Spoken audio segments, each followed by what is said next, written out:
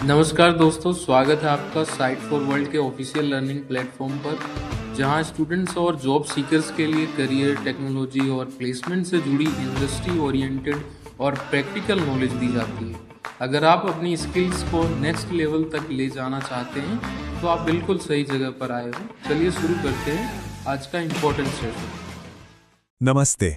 पता है, हर दिन हम इतना डेटा क्रिएट करते हैं, इतना ज्यादा कि उसे समझना ही एक बहुत बड़ा एक जायंट चैलेंज बन गया है। तो आज ना हम इसी जर्नी को एक्सप्लोर करेंगे। देखेंगे कि कैसे हम बिग डेटा की प्रॉब्लम से शुरू हुए और फिर क्लाउड और एआई की हेल्प से कैसे उस डेटा को इंटेलिजेंस में कन्वर्ट कर रहे हैं। रेडी हो? आखिर होता क्या है जब डेटा इतना बड़ा हो जाए कि उसे हैंडल ही ना कर पाएं? ये सवाल आज की डिजिटल वर्ल्ड का सबसे बड़ा चैलेंज है। एक सेकंड के लिए सोचिए, नेटफ्लिक्स आपको मूवीज कैसे रेकमेंड करता है, या Google maps real time traffic कैसे बताता है। ये सब तभी पॉसिबल है जब हम इस too big to handle data वाली प्रॉब्लम को सॉल्व कर पाते हैं। एक्चुअली इसी एक चैलेंज ने पूरी टेक इंडस्ट्री को न्यू सॉल्यूशंस इन्वेंट करने पर मजबूर कर दिया। तो सबसे पहले ये बिग डेटा है क्या चीज? देखिए, ये सिर्फ बहुत सारा डेटा नहीं है, इससे कहीं ज्यादा है। ये डेटा का एक ऐसा समंदर है जो इतना बड़ा और इतना कॉम्प्लेक्स है कि हमारे जो पुराने ट्रेडिशनल सॉफ्टवेयर थे ना, वो इसे प्रोसेस ही नहीं कर पाते। सिंपल वर्ड्स में कहें तो हमारे पुराने टूल्स इस डेटा की सुनामी के आगे फेल हो गए। अच्छा, इस चैलेंज को ठीक से समझने के लिए ना एक्सपर्ट्स इसको 3 वीज में डिवाइड करते हैं। ध्यान से सुनिएगा। पहला है वॉल्यूम, मतलब डेटा कितना ज्यादा है उसकी क्वांटिटी। दूसरा है वेलोसिटी, मतलब डेटा किस स्पीड से बन रहा है, लाइटनिंग फास्ट। और तीसरा है वैरायटी, यानी डेटा कितनी अलग अलग तरह का है। सोच के देखो, text, images, videos, sensor data, सब कुछ। तो इन्हीं 3 वीज की वजह से बिग डेटा एक यूनिक प्रॉब्लम बन जाती है। क्लियर हुआ? Volume, velocity, variety, simple. तो सवाल ये है कि इस प्रॉब्लम को सॉल्व कैसे किया गया। इसका पहला और I must say revolutionary solution आया, क्लाउड कंप्यूटिंग। इसने डेटा को स्टोर और प्रोसेस करने का जो पूरा तरीका था ना, उसे जड़ से बदल दिया। It was a fundamental shift. चलिए देखते हैं कैसे। ओके, अब इस स्क्रीन पे देखिए।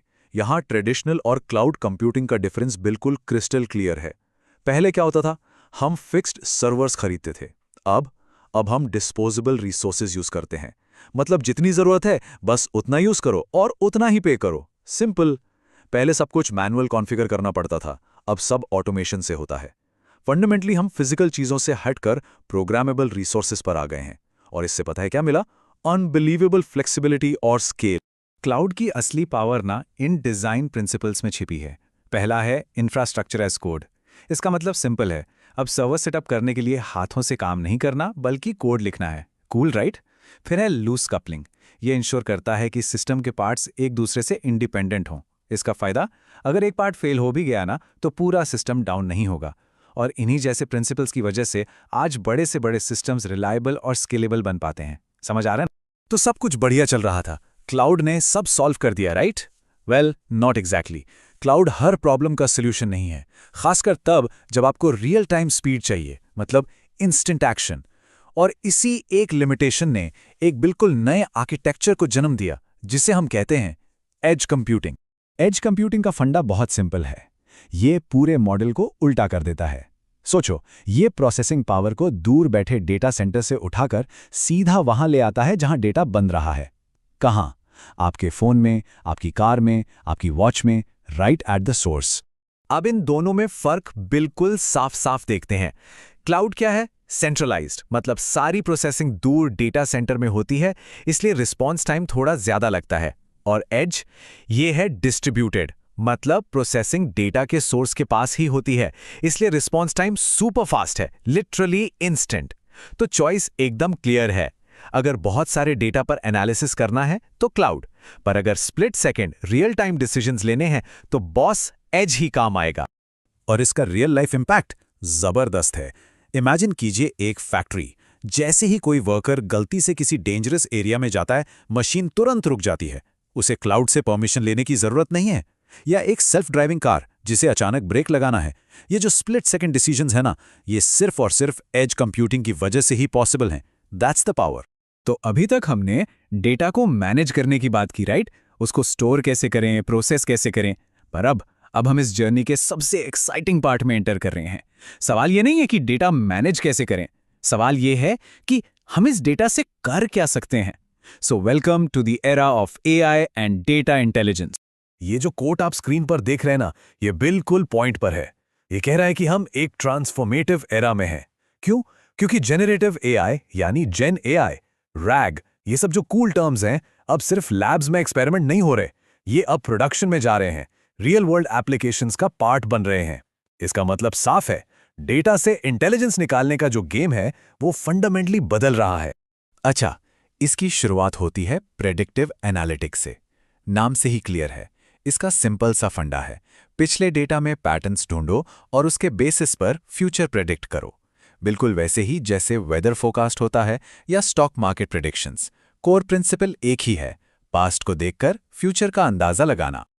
लेकिन जीएआई इससे एक स्टेप आगे है, बहुत आगे। ये सिर्फ डेटा को एनालाइज नहीं करता, ये नया डेटा, नया कंटेंट जैसे टेक्स्ट, इमेजेस या इवन कोड जेनरेट करता है, यानी बनाता है। सो द की डिफरेंस, ध्यान रखिएगा, is it's not just about analysis, it's about creation. तो फिर ये आरएजी क्या चीज है?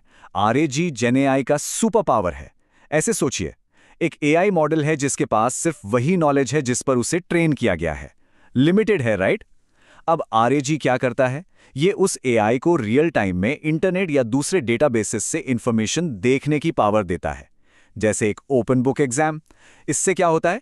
एआई के आंसर ज्यादा एक्यूरेट और अप टू डेट हो जाते हैं। और हाँ, ये एआई को हल्यूसिनेट करने से यानी गलत इंफॉर्मेशन देने से भी रोकता है। तो इन सब फैंसी टेक्नोलॉजीज का अल्टीमेट गोल क्या है? एक लाइन में, रियल टाइम ऑटोमेटेड डिसीजंस। सोचिए इसके बारे में।